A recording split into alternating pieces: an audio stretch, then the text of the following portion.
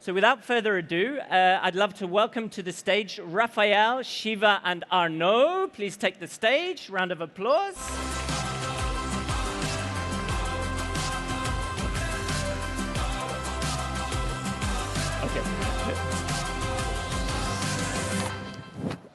Okay, and I give some quick intros to each of them. On my left, we have Raphaele Leyendecker. Started as an entrepreneur in renewable energy, now on the investor side and leading one of the world's largest pre-seed investments at Techstars. And personal fact, I will also share a little personal fact about each of our speakers. This one, because everybody keeps asking, she's 8.5, maybe now 8.6 months pregnant. Thank you, Raphaele. Welcome. In the center, we have Shiva, who has incredible shining background in high-level finance and innovation, now heading up the Institute of the European Investment Bank, the Bank of the European Union. And a fact about her, she's from the same historical town as Arnold Schwarzenegger and is named after the Hindu god of creative destruction. How cool is that? Welcome, Shiva.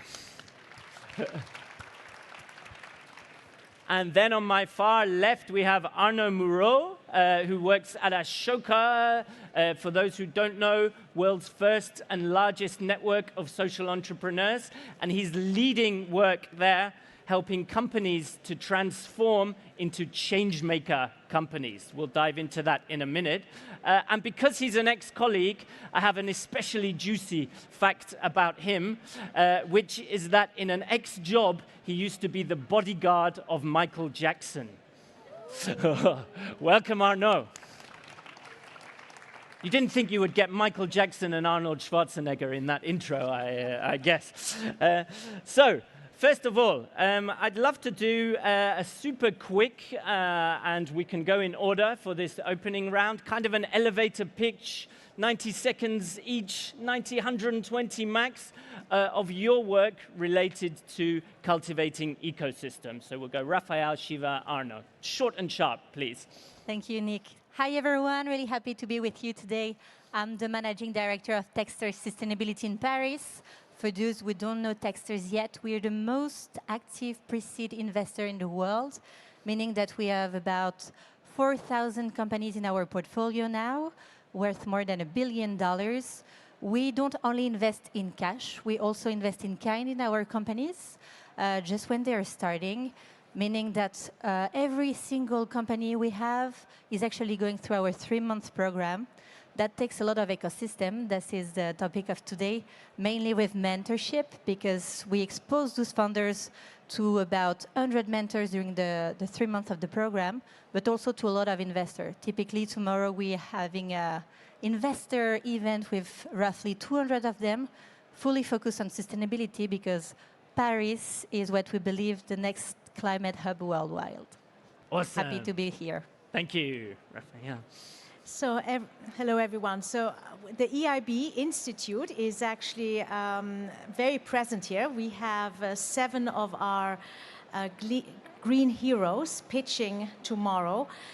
What does the Institute do? We are basically, I would call it the heart. Well, usually I say we are the heart, the soul, and the brain of the bank. But then my colleagues feel I'm taking all the vital organs for the Institute. But you should think of us as the philanthropic arm, but also the arm that is indeed looking at how we can bring the impact of the EIB as an investor more present and tangible into society. And one way we do so is, in fact, with supporting social entrepreneurs.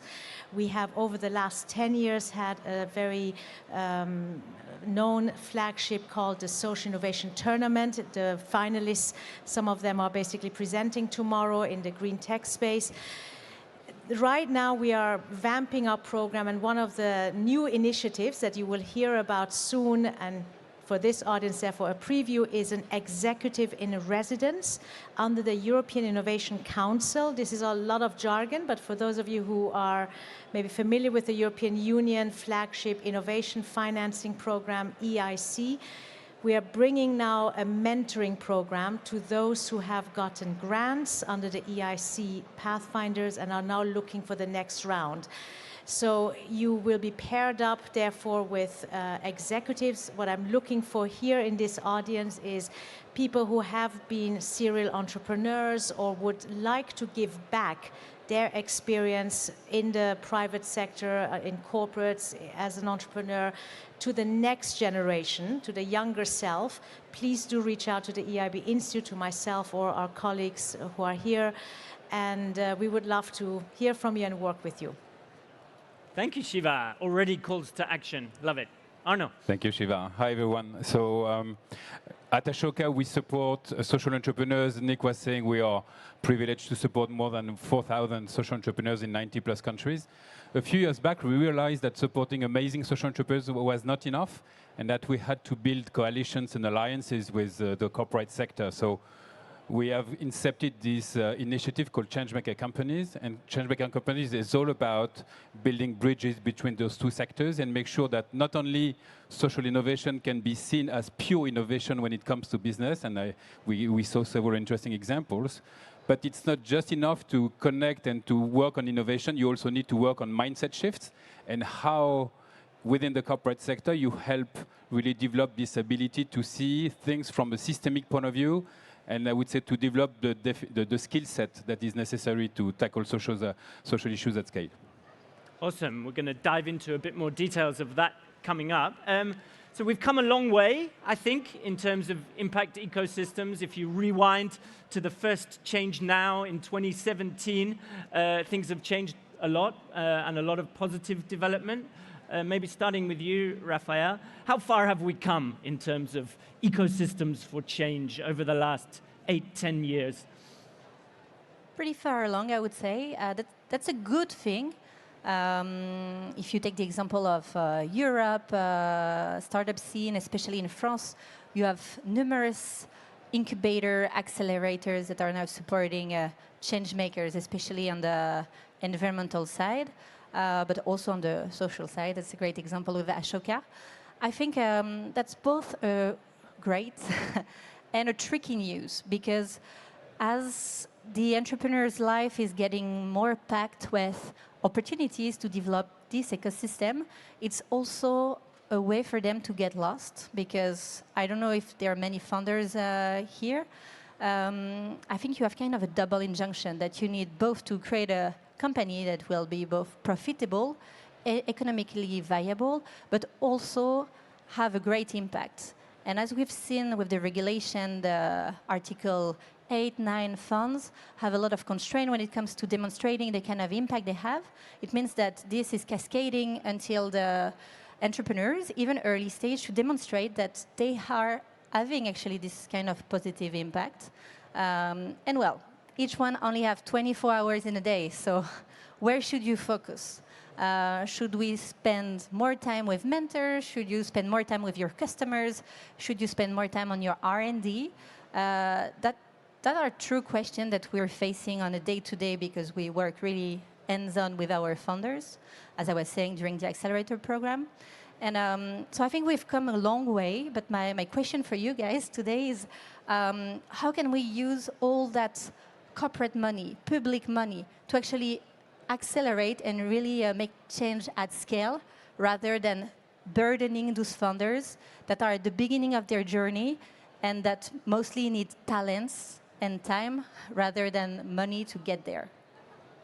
Awesome question to pose. Thank you, Raphaele. And yeah, we're seeing almost saturation at times within this ecosystem. I'd love to look at now what are some of the ingredients of what makes that ecosystem work and thrive. And maybe starting with you, Arnaud, looking at the very specific ecosystems within companies, what are the 3-4 kind of key elements that you think companies need to have to cultivate that ecosystem of change within them?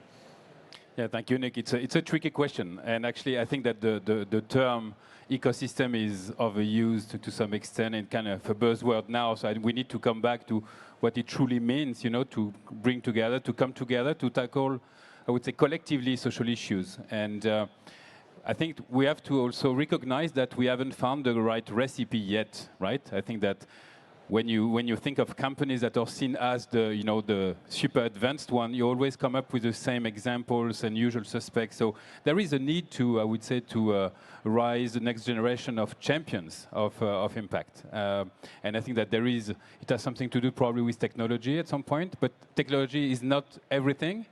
And as we see that, all the big social global issues that everyone knows about, they are super complex ones, super intricate problems. You cannot just solve it at once, and it requires to bring together, I would say, a number of players. And players coming from different backgrounds, not having the same goal, not having the same way of measuring success, not having the same way of defining, what's the right trajectory for their ventures to be. So it's super complex, and it requires a lot of humility, and I would say a lot of, yes, this mindset shift, that is necessary to see that we are super small when it comes to tackling those issues, and it requires everyone to be at its best to make it work.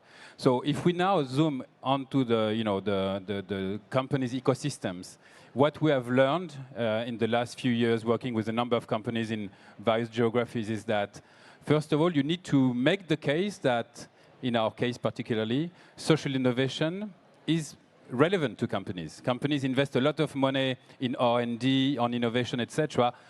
Most of the time, this is high-tech, innovation. And we come with low-tech examples, and sometimes it's quite striking for them. I will give you an example of a German doctor that we have been supporting, Frank Hoffmann, who is using, I would say, the amazing senses of blind women to identify super early on nodules in the breast, and breast cancers.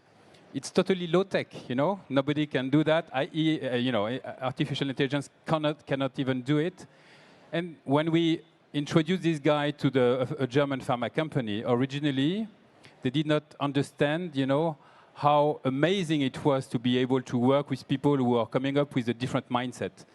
And it was at the same time a fantastic news, but at the same time, it was really, I would say, demonstrating that this company was not ready to engage with social entrepreneurs.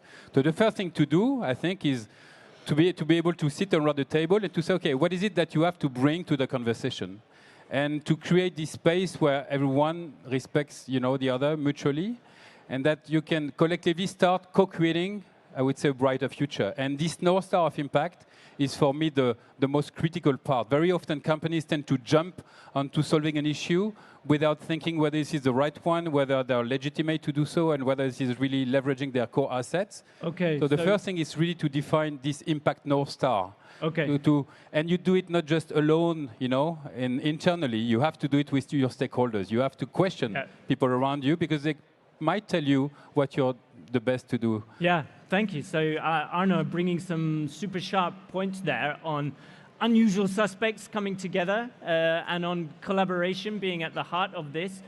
Shiva, maybe we move from the ingredients to the method. And so at the EIB Institute, you're bringing together all kinds of stakeholders there, culture, social entrepreneurs, media, etc. What are your top tips for other people trying to cultivate healthy ecosystems? Wow. No, I would maybe perhaps start building a bit on what Arnaud and also Raphaele were saying. So for years, for the last 10 years, we've been running, as I mentioned, this social innovation tournament. And recently, when we did our strategy review, we were trying to better understand how these various companies are, where they fit. And I went to our last tournament in Sweden in October. And I realized that you have deep tech companies, you have low tech companies, as Arnaud said, and we all sort of, I mean, the variety was just really quite wide.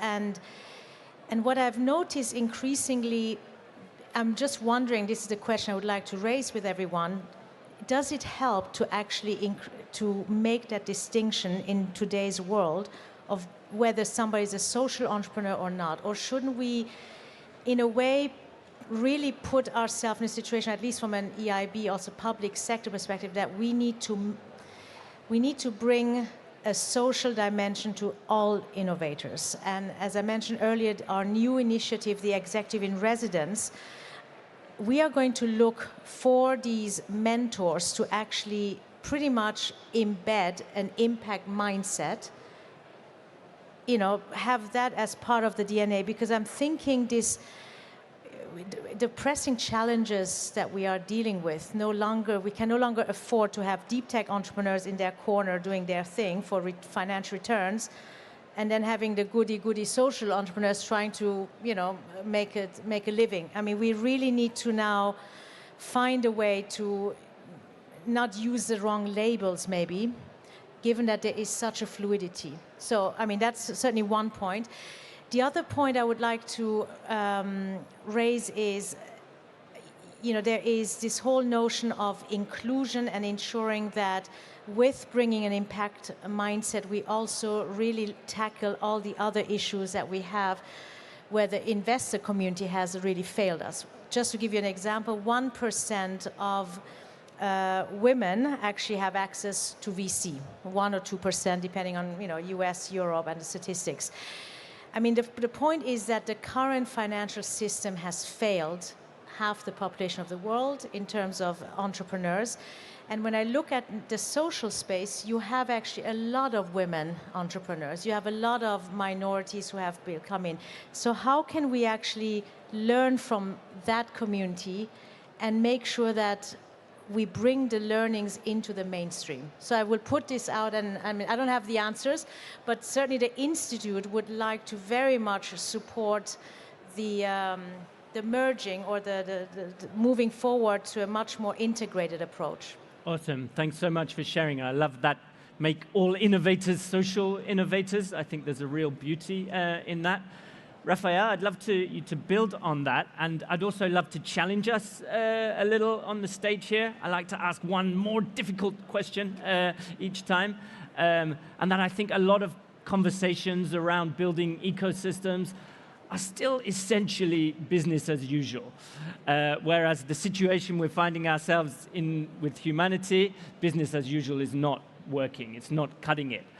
So how do we look more radically? What do we need to do in the future to really change the way we build ecosystems? And I think you've done something very interesting in how you've changed the purpose of your ecosystems at Techstars around that. Yeah, well, luckily we did. Actually, we prepared that session, so I had time to reflect a bit. And I was thinking, yeah, like how do we make our companies benefit from mentorship? But you know, like all incubator, accelerator, everyone is proposing mentorship these days. So music to my ear, what you were saying, like we also work on embedding ESG within the early days of the company. So they're not only working on their technologies, but also working on impact. But what does it mean also for the mentors? And maybe this is my take today, is that as founders are pushing for change and we need to help them go faster than they would do it alone, actually they also provide the mentors to a shift of mindset. And we're seeing more and more mentors that are fully focused on their core skill set, growth hacking, business development. I could go on and on like this, that are actually shifting to see how they could go beyond in their day-to-day, in their traditional job, to actually be part of that change. So this is where we have an amazing flywheel effect, I guess. And entrepreneurs are not only working for their own business, but also pushing the whole ecosystem to rethink the way they are doing their business. To be honest, you were saying it, Arnaud. It's a really difficult task. It doesn't take only a village, apparently. It takes the whole world to rethink the rules. Talking about energy, for instance, it's a lot about the regulation. So I think until the public sector is not ready also to break the barriers, we won't be able to help entrepreneurs working, especially in the B2B sector, to go faster than they can. Because actually signing a contract doesn't take 6 months. It takes up to 2 years. And this is critical to go beyond because most of our system is really centralized right now. Mm-hmm. So maybe a question still open. How could we accelerate our transition, helping the the world to get more decentralized. Whether it's about social or environmental, it's the same topic. We need to act faster. How can we be in execution mode? Okay, nice. Act faster. I think a good note to start wrapping this up onto. Time flies, doesn't it? This has been quite a meta-level conversation, so I'd love to bring it right down now to an individual level for some of the people in the audience. And I'd love to do a closing round, and then super fast and furious this time. On an individual level, what do you think are the 1 or 2 skills, competencies that we need to develop as individuals to be better ecosystem players and make this transition work? And let's go backwards this way, so from Arnaud back to Raphaele. Okay, so I would say first, empathy. Empathy with the others and the environment. Second, systemic thinking. I think that this is absolutely necessary now. Great, thank you. I would add, realize that the false dichotomies of social or non-social are wrong. I mean, we are really, let's integrate, let's really bring those worlds together. Nice. Raphaele, you have the last word on this. Yeah, just do it. And surprisingly, yeah, don't strategize it too much. You will learn much more by doing. Okay, brilliant. So, thank you so much. I think we've had some super sharp insights on how to connect the dots, how to weave ecosystems together. Grab these people by the side as they come out, and I think lots of interesting things to learn from their work. Thank you, everybody. Thank you. Thank you.